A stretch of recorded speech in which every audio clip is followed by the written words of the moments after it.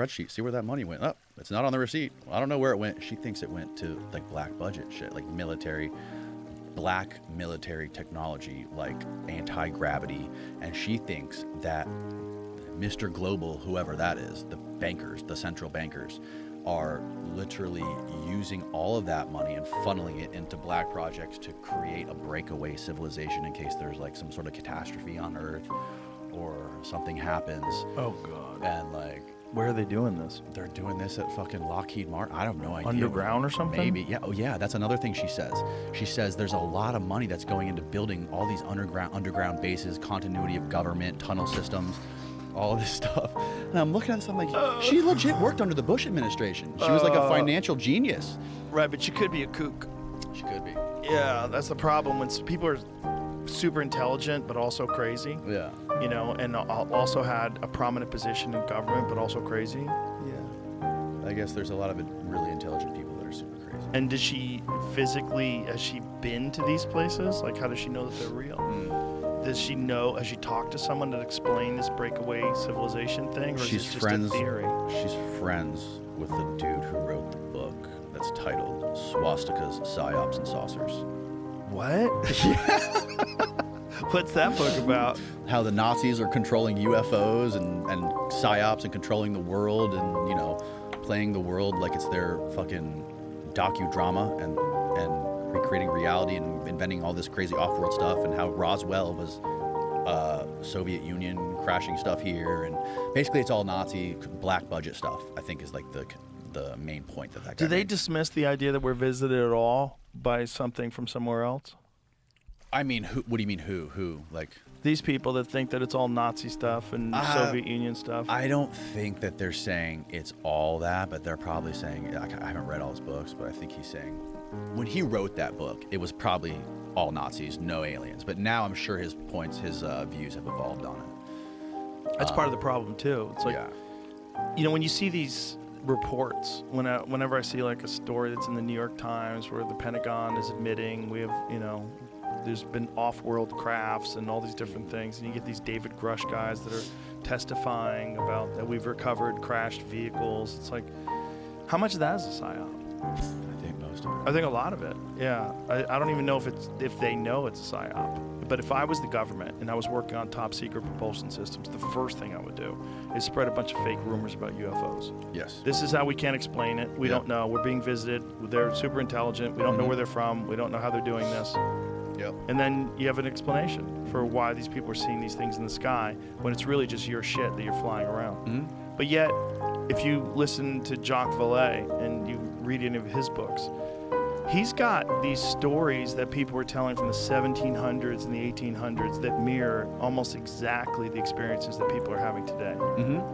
That's where it gets weird. Because, okay, now you're predating any possibility of this being modern technology, you know, that is just hidden and tucked away. They couldn't have done that in the 1700s. There were no way. They didn't even have airplanes yet, right? Okay. Right. So if we admit that, then we have to go, okay, well, what's going on then? Is there something else here that's been here forever, like some people think? Or are we looking at something that's visiting us and keeping an eye on us from somewhere else? That's where it's fun. That's the fun one. The fun one is not that it's ours. The fun one is that we're being visited. Yeah, and are we being visited, or do they just live under the oceans? Right. You know, have they been here fucking forever? And there's this case, Richard Dolan came on my show recently, and he was telling me he wrote this new book about all the underwater cases ever documented, the underwater USOs. And there's one from the early 1700s where there was this ship sailing across the Pacific, and this giant glowing orb came out of the ocean, and these sailors all wrote about it, how this massive football stadium sized glowing orb came up out of the ocean and flew away. And if how much of the ocean have we explored?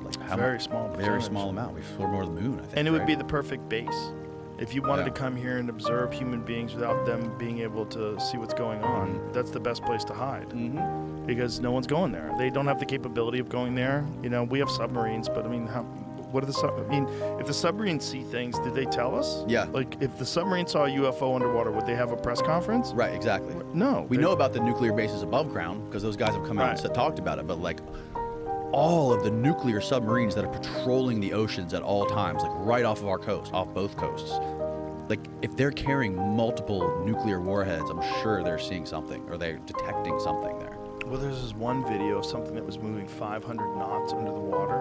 Like this thing that like flew by their camera. They don't. On the sub?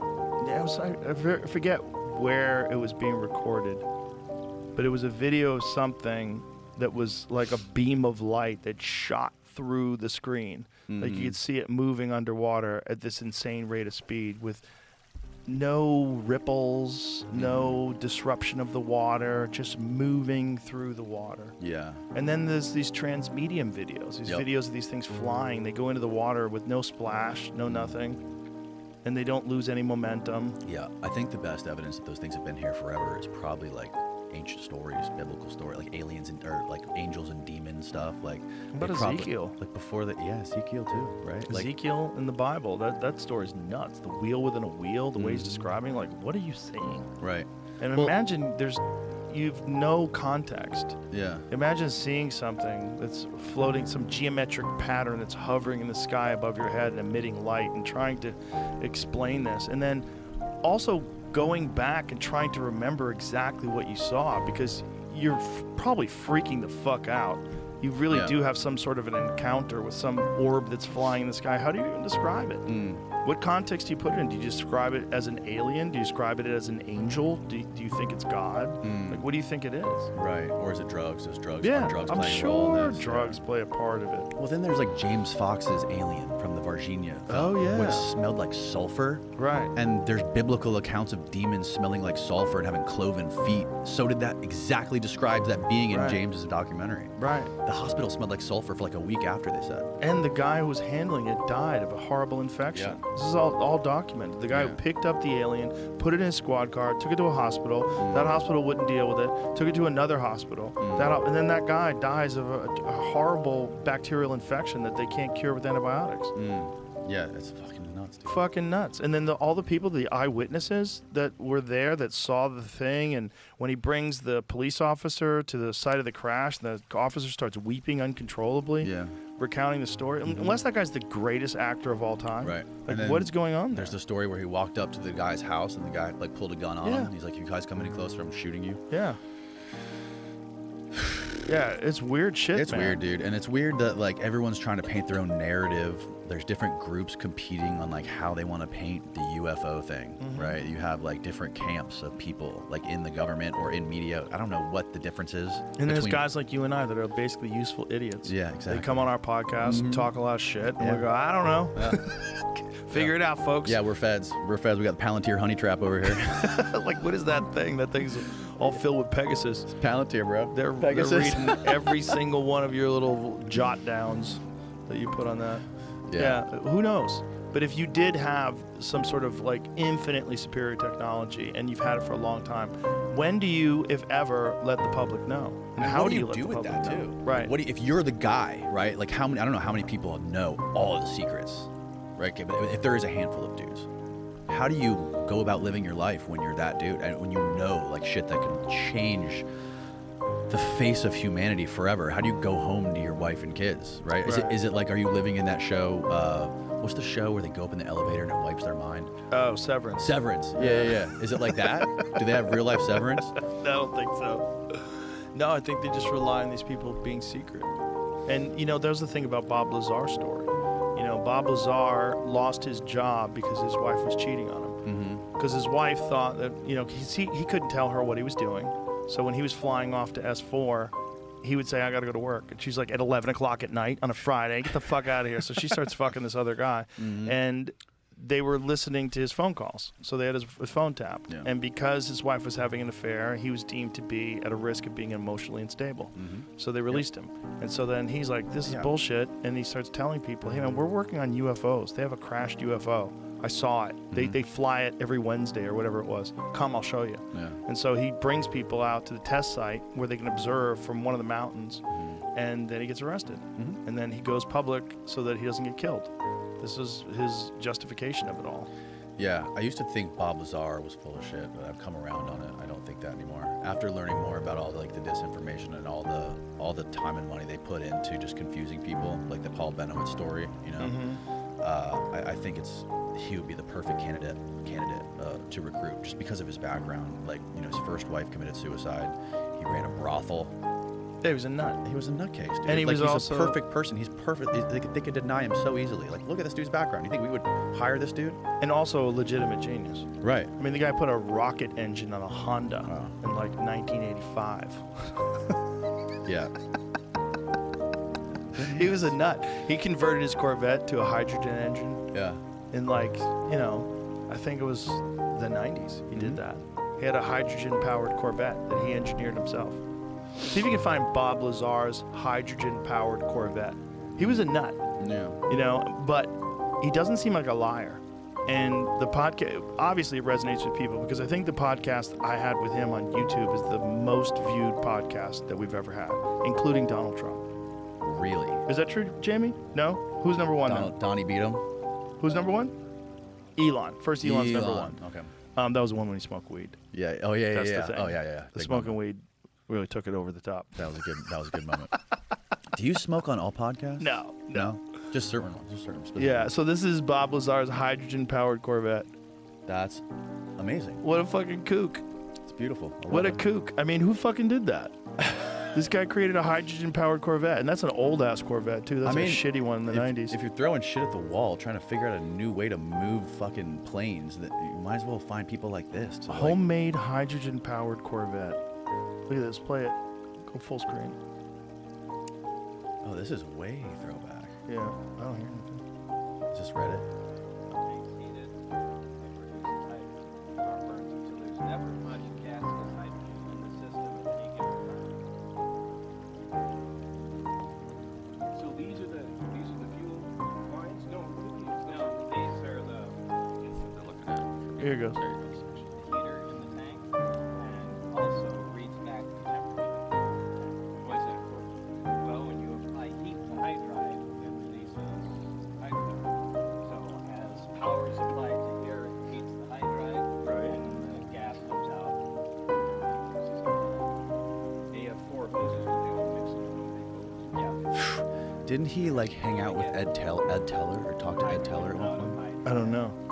At a certain rate with a certain temperature. And a single tank can't get out at the volume you need. So this guy was a legitimate genius and a propulsion expert. Yep. And that's why they brought him in to say, how does this work? Yeah. And that story, he's told the same story for, whatever it is now, 50 plus years or 40 years. Yeah. What year was it? 80, And there's a good reason, I think. 85, so 40 years? Somewhere around 85? The biggest argument against him is the MIT stuff, right? Like, Yeah. he can't prove that, but there's something that I'm sure. Well, the MIT thing, though, look, if you're working at Los Alamos Labs and you're working on top secret stuff for the government, it's not inconceivable that you'd be educated at MIT and there wouldn't be a record of it. Especially Sure. if you're working on some something black that's project. really devious shit. Yeah. Yeah. I'll tell you what he told me off the air. You will? Yeah. God, I can't fucking wait. Yeah. All right, As soon as we're done, I'm we'll just wrap kidding. this I'm up. kidding. But no, I wanted to like the stuff in the stuff like the thing that is so astonishing to me is all of the brightest minds and unlimited money have gone to more and more ways to figure out how to kill people. During Operation Paperclip, during the time Bob Lazar was at Los Alamos and at S4, if he was at S4 or whatever that was going on there, and that dude John von Neumann, who was the mathematician, who was he came up with the equation who by the way was the most brilliant mathematical mind of in American history, came up with the equation of the perfect altitude to detonate Fat Man and Little Boy to kill the most people. Just you're using this fucking intellect to do these kinds of things. And now there's a $21 trillion black hole in the DOD. Imagine what they could have. They could have something that's probably, going way out on a limb, conjecture, obviously, I don't fucking know, but my conspiracy mind wants to go to like, oh my God, they have like another whole military, Air Force, Navy that is disconnected from America, that is probably more powerful than every other country combined, that could just, you know, take over the world in an instant. But can't they already wipe each other out? I mean, the whole world has nuclear weapons. There's nuclear weapons in how many different countries? Yeah. If they all launched them simultaneously, there's no life left on Earth. What I'm saying with the 21 trillion, they could have some fucking weapon that would render a nuke completely irrelevant. You know, if they do have anti-gravity, and if they have figured out some of this crazy parapsychology stuff, the psionic stuff with the UFOs and like the mind interfacing, you know, all this just kooky stuff that you want to dismiss. Mm-hmm. But 21 trillion, if they were spending $50 on Stargate, and they thought it was worth some sort of intelligence to spy on the Russians, like how much money would they keep throwing at something if there was just a shred of possibility that it could work? And if there was evidence that like this works 3% of the time, and we spent $1 million on it, let's spend $1 trillion on it and see how much more advanced we can get, and see how much more control and world domination we can get. And one of the things Lazar said about the craft, that he was the sport model, which is that thing on the desk. That's the copy of it. One of the things that he said about it was that there was no controls. When you sit inside the thing, there's no joystick, there's no steering wheel. So you use your mind? Yeah. There was probably that's probably what we're getting to anyway. We're kind of close to that with phones now. Yeah. Right? Like, how many times do you text where you don't even text, you just press the button and say, you know, text Danny, say this, and it just says it for you. Yeah. Or, you know, how old is Barbara Streisand? And it gives you an instant information. You're talking to it all the time. Yeah. It's like, and what's the next step? Well, the next step is you think it. Like, you wear it and you think, and it does things for you. And then as technology scales further and further more advanced, you're going to get to a point where you can move your car with your mind. And then when you have spacecraft, of course, it would be the same sort of technology. You would use technology to move the craft with your mind. You know, they already have these interfaces with fighter pilots where you look is where the crosshair shows up. So instead of having to like move a crosshair with like a you know, like if you're playing a video game and you're moving the mouse, you're moving the crosshair to the side, or if you're using an Xbox controller, you're moving that crosshair to where you want to hit. Right. The crosshair goes where their eyes go. So you're wearing this thing that knows where you're looking. And they already have this kind of technology with virtual reality. Yeah. They have this technology with these meta glasses that they're developing. So they can, while you have this helmet on, this helmet is not simply a thing that protects your head. It's an electronic interface with the guidance system. And where your eyes look, the crosshairs go. Yo. Did you see the LLM stuff trying to get soldiers to leave the battlefield in the Russia-Ukraine war? No. They're using LLMs and the Russians are like hacking the Ukrainians' phones with LLMs, reading everything on their phones, seeing how they communicate with their family, and using LLMs to send messages to their phones of like their family, trying to get them to lay down their weapons and leave the war. Whoa. Yeah. Whoa. Yeah, like where does that end up?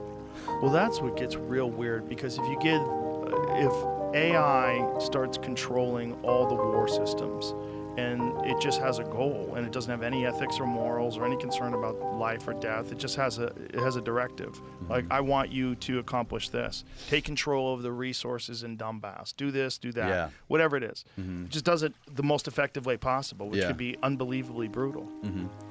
Yeah, and then like even shit like telepathy, or like being able to communicate without words. Well, Elon says that's 100% the goal of Neuralink. Are you optimistic about that? I'm not optimistic or pessimistic. I think it's inevitable. Yeah. I think we're looking at what we have now as normal, because it's become normal to carry around a phone with you everywhere. It's become normal to have an Apple Watch on and get all your text messages on your wrist. It's become normal. And I think it'll become normal to be interfaced with the great hive mind. I think we're all going to be connected with some new technology, the same way we're all connected with social media and email and FaceTime videos and all that shit that we are now, WhatsApp messages. We're all going to be connected with something that's far more technologically advanced, and it'll become normal. Just like this is normal. I just hope, like, if it does get there, when it does get there, that we can overcome this sort of place that we've reached with social media, where people are just like spatting out whatever comes to the front of their mind at any given moment, or like just like rage impulse and fighting where there's no filter, which I think has just created more and more division and miscommunication. Oh yeah. Like if me and you are just talking and we're communicating our minds back and forth. Right. I don't know how your mind works, but my mind is like a constant hornet's nest of fucking ideas just bouncing around everywhere. Yeah. Right? So if you could read my mind, you're going to be so goddamn confused, and there's probably going to be shit in there I don't want you to know. And it's like like to the writing process, right? Like when you write, you know about writing more than anyone. When you write something and you try to like distill an idea down to like the most precise form to communicate it accurately to the audience, right? Right. Like you go through so many revisions and you revise and you refine until you get it perfect, so you can communicate that message to your audience. But if it's just a direct stream of consciousness, unedited, I can't imagine that would be a good thing. You know, unless you're like some meditative yogi that like has a really editorialized stream of consciousness, which I don't. Well, maybe instead of just having access to all your thoughts, maybe it's just simply what you're trying to communicate about your thoughts. Maybe it won't be as simple as we all have access to each other's minds. Maybe it'll just be much more, you'll be able to purely transmit your feelings and your ideas without the context of a language. Maybe we'll have to develop some sort of universal language. Yeah. Which would be, the Tower of Babel. Yeah. And I've made that connection. I made that connection last night, I think, about Christ. Like, Christ was of a virgin birth. Like, what's more of a virgin birth than sentient super intelligence from AI? Yeah. If that becomes a being that is essentially a god and is given birth by a virgin mother, I mean, that's the story of Christ. It's just confusing. It's just confusing if you translate it over and over time. But if Christ is supposed to return, that would be a way something like a God would return. It would return through artificial intelligence. If it just emerged out of our creation and our insatiable desire to make new and better things. Yeah. No, that makes a lot of sense. Like, why else do we have this insane desire to have new and improved things? Because, like, isn't your phone good enough? Like, I have a Samsung Galaxy S25 Ultra and I have an iPhone 16. They're good. They're good enough. You don't need to make a better one. Have you seen Westworld on HBO? Yeah. One of my favorite. Season 1 is fucking amazing. It's the best. Got a little squirrely in season 2. It's season 2 and 3. Yeah, got a little squirrely for sure. But like one of my favorite lines in that is when Ford is talking to Bernard, or not Bernard, one of the ladies, one of the robots, and he's like explaining the human psyche, and he's like, all of the greatest achievements of humanity, the Eiffel Tower, the Statue of David, the Mona Lisa, all just an elaborate mating call. It's all peacock feathers. It's all just this desire to procreate and to, it's that really got me fucking thinking. And it's like, is that what drives human beings to do things and to create new things and new art? I always thought it was sex, but I think it might be that combined with the fear of death, because we want to live forever, and we want to have a symbolic immortality. We want to leave something behind after we die. It might not just be sex. It might just be social recognition, status. Yeah. You want to be adored as a genius. Yeah. And there's also that painting on the Sistine Chapel, the creation of Adam, which is also in that movie, where it shows God creating Adam and all the angels. And he's sitting inside of the perfect anatomical illustration of a human brain, if you look at it. Can you find that, Jamie? Yeah, pull up the creation of Adam, and it's got like the prefrontal cortex, the brain stem, the visual cortex. It's all there, and he's creating Adam. And like the point he makes in the movie is like, the divine gift does not come from a higher power, but from the human mind. That's bananas. Let me see that other image that you just had of the two of them below it. No, I'm sorry. Go back to that one and then go below it, the one that you just had.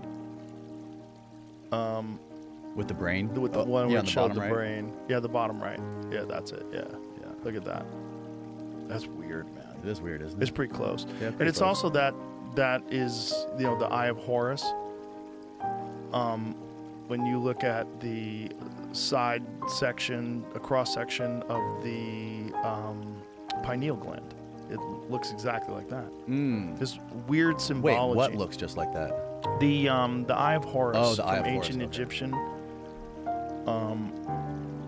Go to so that gland, when you see it at the bottom, go to the Eye of Horus. Go pineal gland, Eye of Horus. Take out the Sistine Chapel. Yeah, there it is. So that's what the Eye of Horus looks like. It looks exactly like the Oh, that's pineal wild, gland. dude. It's the same shape. Yeah, there's a lot of weirdness, man. to Yeah, the dude. Ancient art. Like, what were they trying to say? Like, what were they trying to document? It's funny, the people who like don't believe Jesus existed, they'll make the argument like, imagine 2,000 years from now that people wanted to say that there was this mythical divine person and he existed because we know there's this divine trilogy called the Lord of the Rings and his name was Gandalf and he came from the center of the earth. But it's like nothing else corroborates it. But I don't know. I think Jesus was a real person. It seems like it was a real person. Yeah.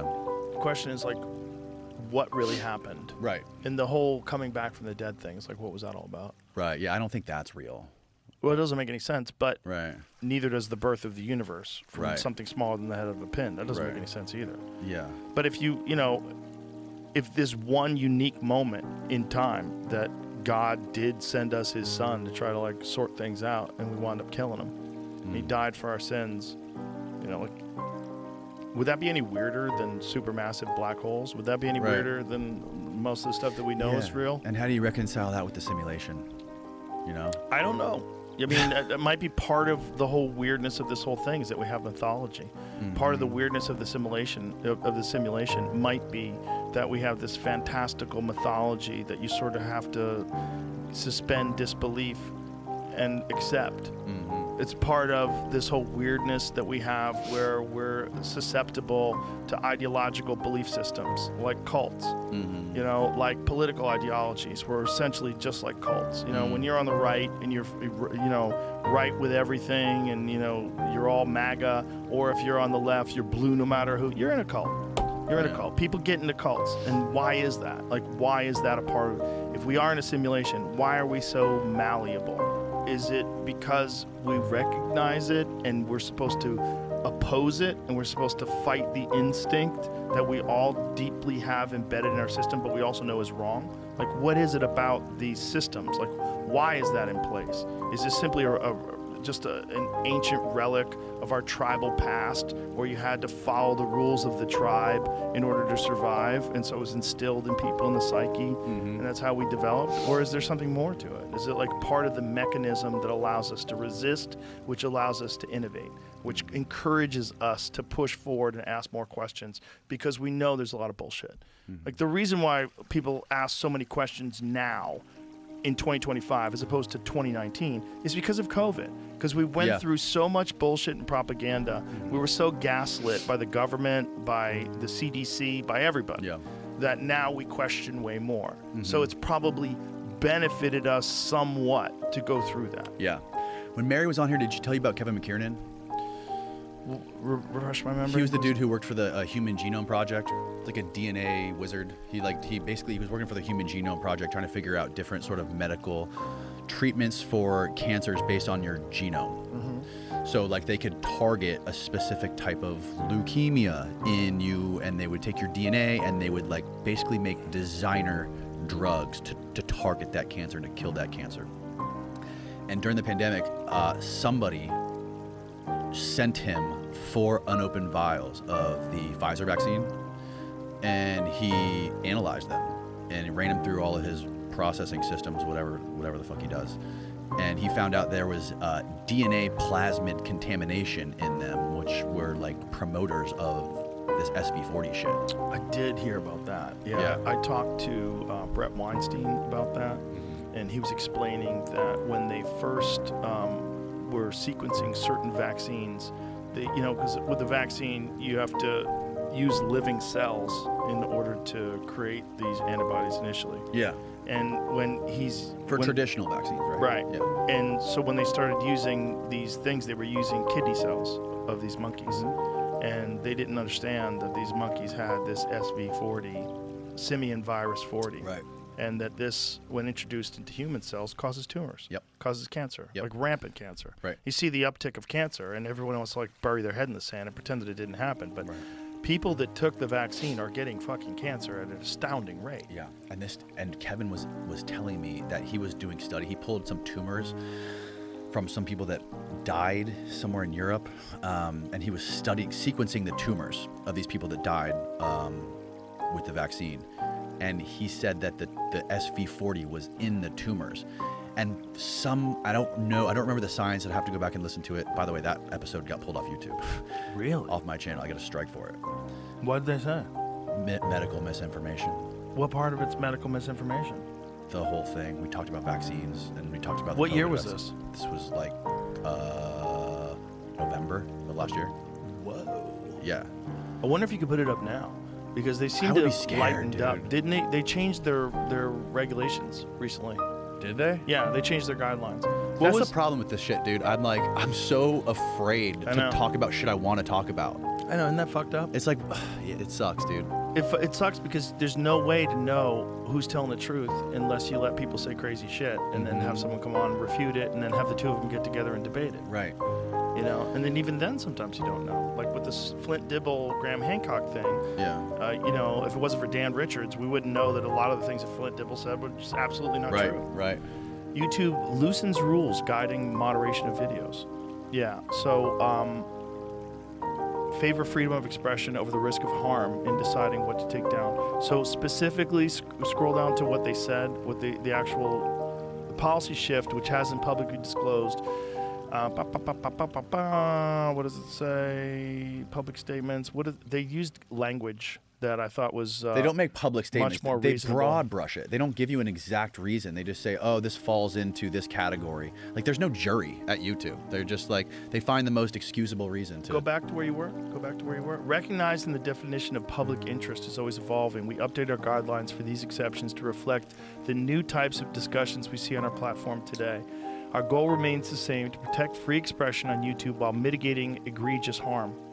So, you know, they could still, but the thing is, like, they're controlled by their advertisers to a certain extent. And I don't buy that shit, dude. what do you mean? They get funds from the They're advertisers. Google, though. They fucking Right. own advertising. Like, you're Yeah, gonna but- tell me like some company is gonna go to Google and say, listen, bro, we're not Yes. gonna advertise with you unless you take that guy's video down. No, I think pharmaceutical drug companies have influence. And I think if you're getting an Yeah. enormous percentage of your advertising revenue from pharmaceutical drug companies, which Cali Means has said the reason why they do that is not to promote their drugs, it's to stop criticism. And this is why they promote, this is why brought to you by Pfizer. Yeah. Anderson Cooper, brought to you by Pfizer. What that is for is to make sure that they never criticize Pfizer. Sure, I understand that. And it works, right? For cable TV, yeah, but for like YouTube has a monopoly on advertising. Google does, at least. I guess I could see it, but like, you know, they got fucking trillions of dollars. So it says YouTube's adpocalypse and the gatekeeping of cultural content on digital platforms. This is how it all started. 2017, advertiser revolt on YouTube, popularly known as the adpocalypse, introduced widespread and radical changes on the platform's policy related to moderation content. Their monetizability and the terms of the relationship between the creators and the platform. And these changes, in turn, have caused significant discontent within the creator community while also gradually transforming the predominant nature of the content on the platform. So they did do it. They did it by cutting up the ads. Yeah. Yeah, it's dirty business, man. And they're doing it because they don't want people finding out certain things that are actually true. And that's what they did during the pandemic. Yeah. That's what the FBI tried to do when they were banning people like Jay Bhattacharya and prominent scientists and like legitimate academics. But then I'll have like the same thing will happen to videos I do about UFOs. Like the Really? same thing will happen. Not taken down, but you know how shit will get like buried where you can't search for it? Oh yeah. Me and Jesse were talking about this. This happened to Yeah. Jesse too with Crush, where he was like, it was like the #1 video on Crush, and all of a sudden you can't search it. Like stuff like that. I mean, the COVID one was the first one I actually had taken down, which was scary. And it makes me think about that. I hate the fact that I actually have to think about whether I'm gonna get the axe. I know. Based on the topic I'm discussing. Like I don't know if that doesn't lead to a good place as far as journalism goes, because journalism is supposed to be shining light on the dark places that people don't want to shine. And it's supposed to piss people off. Especially when you consider that a lot of the things that you used to be taken down for are now confirmed. Like Yeah. the lab leak theory. Yep. That used to get you kicked off of YouTube. Saying masks don't work, that would get you kicked off of YouTube. Like all these things that we now know to be true, that the vaccine does not stop infection. That would get you kicked off YouTube. Right. All these things that we now know are 100% fact, and it's all orchestrated by financial interests. Yeah, the SV40 stuff is It's fucking wicked terrifying. freaky, dude. It's wicked freaky. Like with the cancer and how, you know, it goes all the way back to the early days in the 60s or the early 50s and 60s in New Orleans, how they were working trying to develop the polio vaccine with Alton Ochsner Yep. at Tulane University, and trying to weaponize some sort of there's a theory based on that book, Mary's Monkey, where they were growing the polio vaccines on the monkey kidneys and using this to also create bioweapons to assassinate people like Castro. And that's apparently what, according to that book, what Lee Harvey Oswald was doing with that lady Mary Sherman, and they were using that Linac machine to try to like supercharge the SV40 to make it more deadly, Oh my God. to induce cancer with people. Jesus It's like, Christ. yeah, and then, oh God, that like the event, that Cutter event where Alton injected his 2 grandkids with the polio vaccine in front of the whole auditorium of students, and his granddaughter lived, was paralyzed, but his grandson died the next day, right after they did that. Jesus And they were like, Christ. there's people pushing back, like, don't do this. We tested this on monkeys, and like half of them are dead. Let's not push this out. I think it was the Salk vaccine, the Salk polio vaccine. And then they fucking did it anyways. Yeah. Well, I think you got to be able to talk about this stuff. Yeah. Even if you get it wrong, and even if someone comes on, they say things that can be refuted. Yeah, refute it then.